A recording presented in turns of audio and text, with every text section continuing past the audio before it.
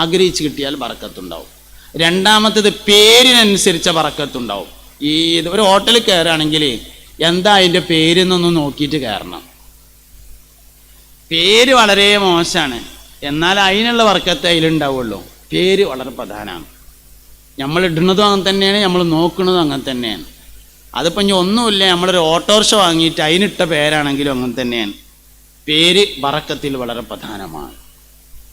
മൂന്നാമത്തേത് ഹലാലും തൊയ്യിബുമായ ഭക്ഷണം കഴിക്കുകയും ഭാര്യക്കും സന്താനങ്ങൾക്കും കഴിക്കാൻ കൊടുക്കുകയും വേണം.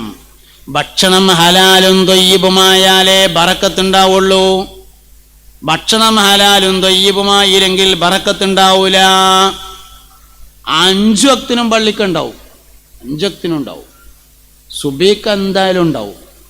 സുബീ നിസ്കാരം കഴിഞ്ഞിട്ട് 2 പേജ് ഖുർആനും ഓതും.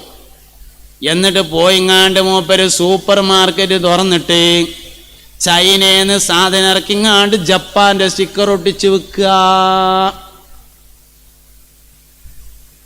എന്നിട്ട് റമദാൻ മാസത്തിൽ ഉംറക്ക് പോവുക. എവിടുന്നുണ്ടാവുക? ആദ്യം സ്റ്റിക്കർ മാറ്റണം. ചൈനൻ്റെയും ചൈനൻ്റെ സ്റ്റിക്കർ മതി, ജപ്പാൻ്റെത് വേറെ കൊണ്ടുവരണം. ജപ്പാൻ്റെ സ്റ്റിക്കർ മതി. ആദ്യം സ്റ്റിക്കർ ശരിയാക്കി, എന്നിട്ടല്ലേ ബാക്കി കാര്യം. ബറക്കത്തുണ്ടാവണമെങ്കിൽ സൂക്ഷ്മത ഉണ്ടായിരിക്കണം. ബറക്കത്തുണ്ടെങ്കിൽ സൂക്ഷ്മത. നമ്മളെന്താ വെച്ചാൽ കുറേ കാര്യങ്ങളുണ്ട് നമ്മൾ ഈ തോതിൽ മനസ്സിലാക്കി വെച്ചത്. പാലിൽ വെള്ളം ചേർക്കരുത്. ഹബീബുനാ റസൂലുള്ളാഹി